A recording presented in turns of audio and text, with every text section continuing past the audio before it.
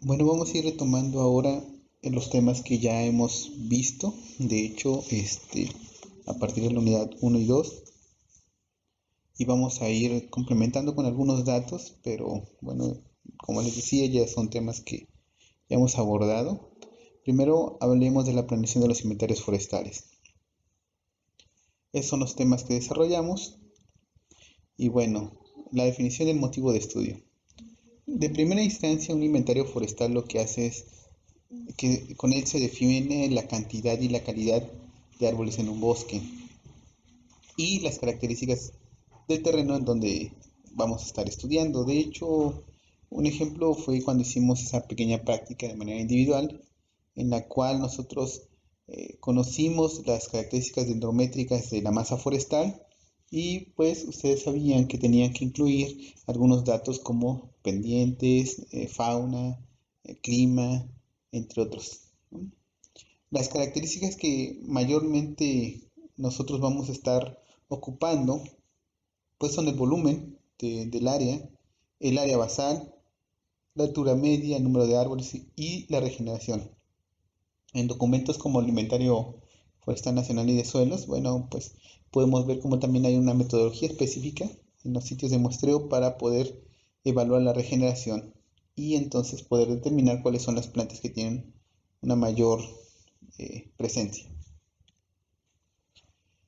Cuando hablamos del inventario, y ya se ha comentado mucho, los objetivos son muy, pero muy importantes. De hecho, se debe definir con mucha claridad en el inventario, considerando las limitaciones como el tiempo que nosotros tenemos para realizarlo, el recurso económico que nosotros tenemos para poder llevarlo a cabo y la aptitud del personal. Es bien importante definir que con el personal que va a usar los resultados, el hecho de definir los objetivos. ¿Por qué? Porque nosotros podemos definirlos como las personas que coordinen el inventario, pero si no somos quienes van a usar el resultado de ese inventario, pues pudiéramos estar estimando algunos parámetros que no sean importantes para el fin del inventario. Entonces siempre es importante hablar con todos los involucrados y principalmente con los que van a hacer la interpretación de los resultados para que podamos tener clara la metodología. También se debe diseñar un inventario que facilite a los usuarios la información que, que necesitan de una forma adecuada, ¿no? Entonces, en función de los valores que se necesitan, pues nosotros vamos a hacer el diseño del inventario. Ahora, esto es bien importante por lo siguiente. Vamos a pensar que no es mi objetivo el conocer el volumen, que mi objetivo principal es conocer la superficie. Aquí pueden ver. Si yo tuviera que conocer el volumen que hay de madera en X terreno, pues yo tendría que ser muy específico en el método de muestreo, en las medidas, perdón, en las metodologías para tomar la información dendrométrica, en las mediciones, o sea, tendría que enfocarme demasiado en eso, en el ambiente, ¿no? Porque también en función de esto nosotros podríamos tener resultado, etcétera. Sin embargo, si yo me enfoco a superficie y no a volumen, entonces pues tenemos que trabajar y reforzar todo esto con fotointerpretación. La fotointerpretación pues nos es muy importante, otra para poder medir las áreas y poder estimar todo a detalle. También la elaboración de mapas sería muy importante si me interesa conocer la superficie y se le va a dar menos importancia en este caso a las medidas de los árboles, ¿no? Porque estamos hablando más de la cobertura del bosque que en sí lo que el bosque tiene. Ahora, otro factor importante es el plano fotogramétrico. Antes se ocupaba demasiado porque se hablaba del plano fotogramétrico. Bueno, en sí la fotogrametría es el hecho de poder medir objetos o superficies a través de fotografías. Esto se hacía antes con los vuelos aéreos, se obtenían las fotografías, llevaban una mesa estereoscópica y entonces se hacía la corrección y se medían las áreas.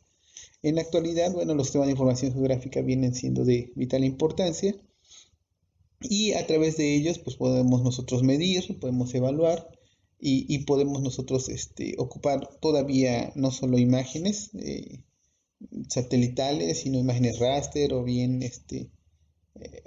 cuestiones de vectores, ¿no? INEGI produce mucha información y nosotros podemos usarla. En cuanto a las especificaciones más importantes, bueno, primero es que nosotros necesitamos establecer límites y la cabida exacta del área por inventariar. O sea, nosotros necesitamos tener límites bien claros y de cuál es el área que nosotros vamos a inventariar. Imagínense que inventariamos más o menos, esto podría tener una tendencia con respecto al inventario. También es importante que nosotros hagamos una correcta división del área que vamos a inventariar, ya sea por parcelas, rodales. Tenemos diferentes unidades en las cuales podemos nosotros dividir. También es importante que nosotros consideremos la naturaleza de la información requerida, como en el ejemplo anterior. Aquí nosotros podemos enfocarnos más en la naturaleza de la superficie que del volumen, ¿no? También la presentación de información solicitada es muy importante. La información por lo general debe de ser de fácil entendimiento y con los objetivos, el resultado de los objetivos muy claros.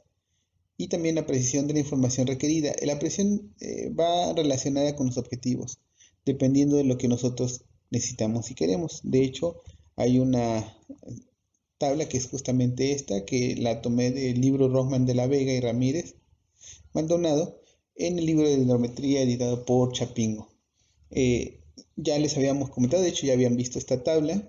Aquí nosotros podemos ver en función de la precisión de la información, dependiendo del tipo de inventario que nosotros estemos viendo. Y esto es la importancia de los elementos del inventario forestal. Entonces, aquí podemos ver cuando son muy importantes, cuando son de cálculo general o cuando son de poca importancia en función de los diferentes inventarios, ¿no? Esto es muy interesante, este cuadro, porque si ustedes quisieran hacer un inventario para explotar madera, bueno, aquí ustedes tienen que enfocarse en los puntos importantes o medulares de ese inventario. Las variables a medir. De primera instancia vamos a considerar como variables las características que van a adoptar diferentes formas o modalidades. Por ejemplo, la altura de un árbol puede adoptar diferentes modalidades, el diámetro, el tamaño de copa, la altura comercial, el volumen. O sea, cada uno de esos puede adoptar diferentes eh, modalidades, así como nosotros el peso, la altura, ¿no? El color de piel, el color de las hojas. Y estas variables pueden ser cuantitativas y cualitativas. Recordemos que cuando hablamos en estadística, nosotros podemos ver las diferentes variables, podemos ver las nominales, ordinales, intervalos de razón. Y dentro de ellas podemos enfocar las cuantitativas y las cualitativas. Para nosotros es más importante ocupar las cuantitativas. Porque en este caso, bueno, pues tienen una mayor precisión. A diferencia de las cualitativas que muchas veces son más subjetivas.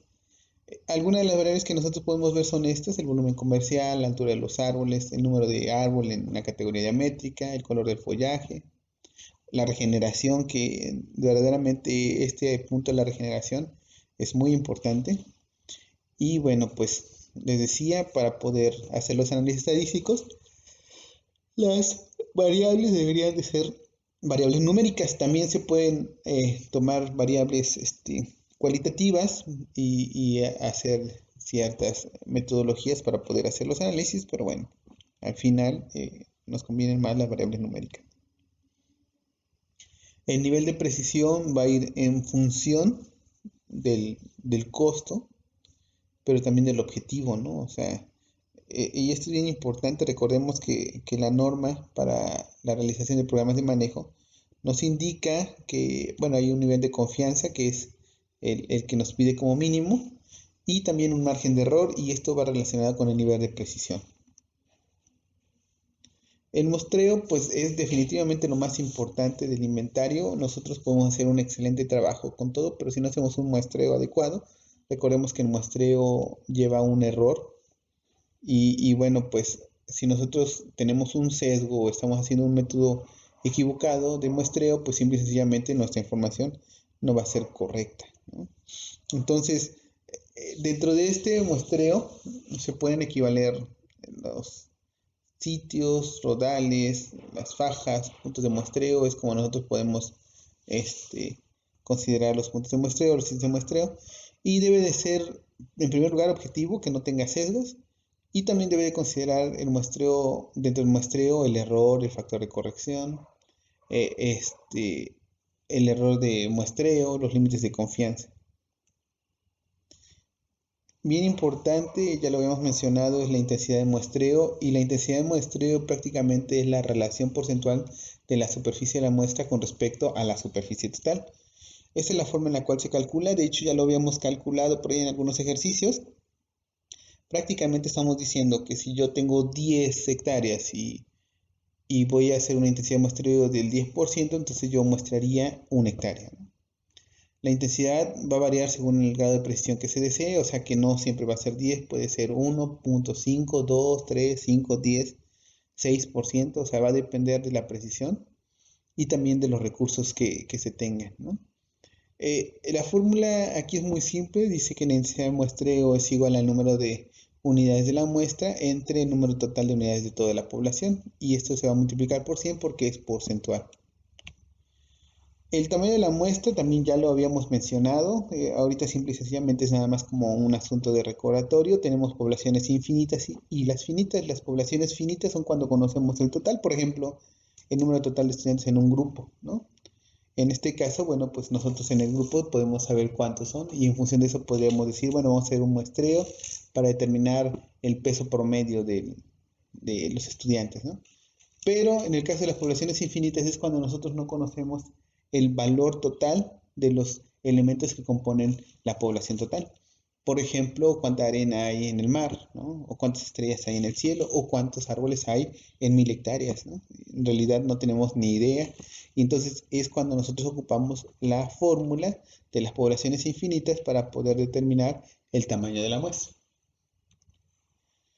Habíamos mencionado este asunto del premuestreo. De hecho decíamos que puede ser una muestra de pilotaje también, y lo que me ayuda es a poder determinar la varianza para que en función de la varianza yo pueda realizar mi muestra total, ¿no? Entonces lo que me hace el premuestreo es, me permite conocer esa varianza, y si es una varianza muy reducida, que en realidad no haya mucha variación, entonces el tamaño de muestra va a ser pequeño. Pero si es los elementos o las unidades muestrales tienen mucha variación entre sí, entonces me va a llevar a un número mayor de muestras. Y bueno, en función de ese número de muestras, pues el área que yo determine va a ser el esfuerzo de muestreo o la intensidad de muestreo. Para la organización de los trabajos de campo, pues en primer lugar nosotros debemos de organizar el equipo y hacer la descripción de las obligaciones. Entonces aquí tenemos al equipo, y bueno, en este caso vamos a ver quién va a llevar el machete, quién va a limpiar, quién va a llevar los formatos, quién va a estar al pendiente de las mediciones. O sea, por lo general la brigada que realice el inventario no es propiamente una persona, debe ser una brigada. Esta brigada puede estar compuesta de 3, 4, 5 personas, como mínimo 3, yo diría que por seguridad como mínimo 4. Y entonces podemos realizar este inventario, ¿no? Entonces es importante organizarnos, asignarnos funciones y que queden muy claras, ¿no? Principalmente cuando se va a usar herramienta que pueda causar o ser de riesgo, ¿no? Como una motosierra, a veces para abrir espacios, o bien un machete u otro tipo de herramienta.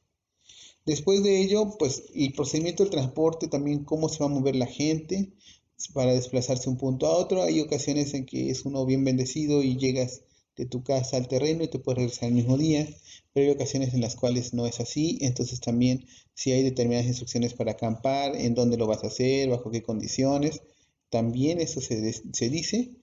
Y por último, la provisión es para soporte logístico. Esto es que toda la brigada en el campo, pues simple y sencillamente no le falte nada, que tenga todo lo que necesite durante todo el tiempo de planeación del inventario forestal. Para poder realizar el inventario forestal, pues es importante que nosotros llevemos un formato. Este es un ejemplo de los formatos. o formulario para inventario. En este caso es uno de un sistema, de un bosque, perdón, templado. Y entonces nosotros podemos ver todos los elementos desde la unidad de manejo, el número de sitio, datos importantes de georreferenciación como las coordenadas, el datum. Aquí va como todo muy detallado para que no haya ningún problema. También la información dasométrica, en este caso el árbol, la especie, nombre común, podemos describir la altura, el diámetro. Y la información de estructura forestal, si llegan a haber daños físicos o problemas de sanidad, también se registran aquí. Eso es muy importante porque podemos tener bosques enfermos, entonces también se pueden realizar actividades de saneamiento, ¿no? De ser necesario, tendremos nosotros que identificarlo.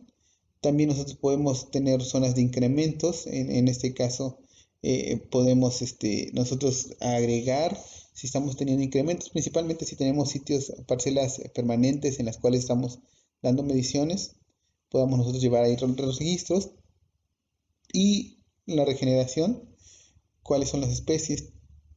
Recordemos que cuando nosotros estamos haciendo un programa de manejo de aprovechamiento, pues estamos nosotros obligados a garantizar la regeneración, ¿no? Entonces, el hecho de que nosotros podamos hacer eso, o bien cuando estamos haciendo un inventario para otros fines, no propiamente para explotación maderera, pues también nosotros necesitamos llevar ese dato como algo importante. Y bueno, en este caso también se está agregando la información de combustibles para evitar incendios forestales, ¿no? Si hay combustibles, de qué tipo de clasificación de combustibles, etcétera. Y aquí debe de ir firmado por el nombre del jefe de la brigada y por el auxiliar, ¿no? De tal manera que cada uno de estos datos vaya bien corroborado. Ahora, con respecto a la toma de información en campo, en la unidad 4, bueno, pues los temas a desarrollar son estos. Y vamos a empezar. Primero, recordemos una vez más la forma de las unidades de muestreo. Las unidades de muestreo pues pueden ser de diferentes formas. Una de ellas y las más comunes es el sitio circular de 1000 metros cuadrados. Es como muy común, si nosotros hacemos uno por cada hectárea, estamos hablando con una intensidad de muestreo de 10%. Les decía, no necesariamente tiene que haber una intensidad de muestreo de 10%, dependiendo de la varianza y dependiendo del tamaño de muestra que a mí me arroje el pilotaje. Y las variables que nosotros vamos a medir, por lo general, nuevamente es altura, volumen, regeneración, diámetro normal, composición del área. O sea, dentro de la composición entendamos que es las especies que están presentes y cuántas de esas especies están presentes. La estructura también, que puede ser estructura desde la edad hasta estructura arbórea o el grado de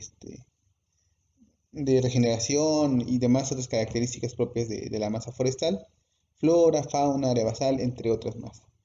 Para que nosotros podamos determinar el área del sitio circular, pues tenemos la fórmula que hemos conocido desde la primaria, ¿no? Que el área es igual a pi por diámetro al cuadrado entre 4 o pi por radio al cuadrado. Y esto se ocupa para que nosotros podamos determinar de qué tamaño sería nuestro radio para que nosotros podamos tener un área X, la que a nosotros nos interesa. La forma de aplicar el sitio circular, yo siempre he recomendado que ponemos un árbol en el centro, lo marcamos, tiramos nuestras líneas, que en este caso para una superficie de 1000 metros cuadrados, pues sería un radio de 17.84, entonces yo pongo 17.84, lo tiro al norte y entonces me muevo en sentido de manecillas este reloj. Esto con la intención de tener un mayor control, ¿no? Aquí sí es importante considerar el diámetro que va a tener cada uno de los individuos que yo voy a considerar, y esto va a ir en función de las categorías diamétricas, ¿no? Entonces yo puedo ocupar, por ejemplo, en un formato, decir, bueno, categorías diamétricas a partir de 15, ¿no? A partir de 15 centímetros, entonces 15, 16, 17, 15, 16 puede entrar dentro de 15, 17, 18, 19, dentro de 20 y así sucesivamente, ¿no? Entonces, de tal manera que yo voy redondeando. Si tengo un individuo de 22 centímetros de diámetro, lo pongo en los 20 centímetros. Si tengo un individuo de 24 centímetros de diámetro, lo pongo en los 25, en el caso de que mis categorías diamétricas sean de 5 centímetros, ¿no? Y bueno, en este caso, las unidades de muestreos circulares se emplean en bosques que tienen buena visibilidad. Considerando esto, si yo tengo el radio de mi sitio circular o de cualquier otra línea, cuadrado, el límite es aquí, pues yo lo que hice y ya les había explicado es marcar la mitad de cada uno de los árboles. Y bueno, el criterio para poder saber si entra o no, o si es contabilizado o no dentro de mi sitio de muestra es el siguiente. Si el límite está pasando el centro del árbol, es considerado. Si el límite está a la mitad del árbol, entonces por cada dos árboles que nosotros encontramos así, vamos a considerar uno y el otro no. Si el límite está antes de llegar a la mitad del árbol, no es considerado dentro de la medición en los sitios de muestreo. Y si nosotros encontramos algún árbol que está inclinado y la mitad no llega al límite, pues tampoco es considerado. Ya lo habíamos hablado con mayor anterioridad, ahorita simplemente estamos haciendo un pequeño repaso. Ahora, otra de las formas es las formas de unidades de muestreo cuadradas. De igual manera, nosotros podemos tener estas superficies en hectáreas o en metros por lado, ¿no? Si yo tengo 31.62 metros de cada lado, bueno, la superficie son 1000 metros cuadrados o bien un décimo de hectárea. Este tipo de formas se emplean en bosques con poca visibilidad. Es más fácil para nosotros trabajar con ellos.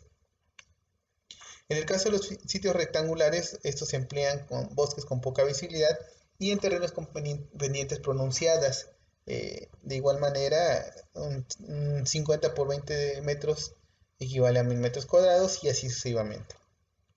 Ya no voy a entrar más en detalle en esto porque ya había sido un tema que habíamos platicado.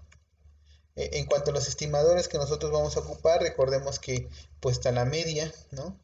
Está la varianza, está el coeficiente de variación, son medidas de dispersión que nos van a permitir conocer qué tanta variación tiene las, las variables que vamos a medir con respecto a la media, las desviaciones estándar, error de muestreo, límite de confianza, el error de muestreo por porcentaje y al final mencionábamos que el inventario era justamente los datos multiplicados por el número total de sitios ya de la población total, entonces esto nos da el inventario. El error estándar también lo habíamos comentado y un valor importante que vamos a ocupar es el valor de student de tablas. En cuanto a la presentación del inventario, pues tenemos aquí de primera instancia, y lo voy a tratar de hacer como lo más simple, esto es algo que se tiene que elaborar y que ustedes van a elaborar en la última unidad, tiene que ver, bueno, pues de primera instancia un marco legal. El marco legal me va a permitir decir bajo qué término legal yo me estoy moviendo, por ejemplo, si estoy en base a la norma 152, si estoy en base a la norma 056, si estoy en base a la ley de desarrollo forestal sustentable, etcétera, ¿no? O la ley de equilibrio ecológico, o sea, va a depender mucho de los factores más dicho, de la norma que me va a enmarcar para que yo pueda realizar el inventario. Los objetivos deben de ser muy claros, muy simples, dentro de ellos vamos a encontrar objetivos específicos y objetivo general. También el marco conceptual y estadístico, ¿no? Cuáles son los el método estadístico el método de muestreo que yo voy a ocupar y cuáles son los métodos estadísticos que yo voy a desarrollar para mi inventario. Dentro de esto viene el diseño de la muestra, el tamaño de la muestra, las variables que yo voy a medir. Otro punto es el resultado. Dentro de los resultados nosotros debemos de incluir la superficie, la composición que nosotros determinamos, ¿no? En este caso. También la estructura vertical, ¿no? Entenderse como estructura vertical, que bueno, dependiendo también el tipo de inventario que estemos haciendo, pero entiéndase estructura vertical, el hecho de conocer si son herbáceas, si son arbustos, si son estrato arbóreo, ¿no? Los diferentes estratos. Y la estructura horizontal, en este caso nosotros podemos determinar pues las especies en sí que están, cómo están distribuidas y muchos otros factores más, ¿no? Otro de los puntos importantes es los indicadores asométricos. En este caso, pues nosotros vamos a hablar tanto del arbolado como volumen, altura, diámetro, área basal, todos estos valores que me pueden interesar. Es más, hasta aquí pueden ir incluidos los incrementos, correcto, incremento medio anual, incremento de corriente anual. Aquí podemos meter todos esos valores asométricos. También podemos indicar la regeneración natural, que en este caso pues no es necesario medir todo el sitio, ¿no? Podríamos medir, por ejemplo, sitios de 1 metro cuadrado, ¿no? También otro de los factores, los indicadores de sanidad, qué tanta salud tiene el arbolado y la salud que tiene también la regeneración. Muchas veces aparentemente pudiera no haber regeneración. ¿Por qué? Porque cuando caen las semillas, cuando son semillas con muchos azúcares, pues las hormigas se los comen, ¿no? O cuando hay plagas de roedores. Entonces todo eso se debe de diagnosticar y determinar dentro del mismo inventario. Se debe de establecer también el suelo, los tipos de suelos, si se tiene una clasificación, ocupar, la condición en la cual están, si tiene algún grado de afectación, por ejemplo, cuando llegan a haber demasiadas cárcavas o escurrimientos o deslaves, todo eso se debe de considerar. También se debe de mencionar los indicadores de impacto ambiental, ¿no? Si hay alguno que llame la atención, debe de ser muy claro. Y la dinámica de los cambios de cobertura forestal, en el caso de los cementerios estatales, por ejemplo, sí, o nacionales, es muy importante esta dinámica de cambio porque podemos ver cómo un bosque primario pasa a un secundario, o bien cómo se pierde el secundario y empieza ganadería o empieza agricultura, y entonces se pueden medir los impactos de los programas sociales que se desarrollan. Entonces, yo les decía, todo esto tiene que ver mucho este, con el objetivo. Y bueno, por último, me gustaría que ustedes se dieran un clavado en ver el Inventario Nacional Forestal y de Suelos para que ustedes puedan conocerlo. Ahí está la página, justamente en este. De hecho, si ustedes ponen Inventario Nacional Forestal y de Suelos, ustedes van a poder ver todo el documento, que es arriba de 200 páginas, si no mal recuerdo.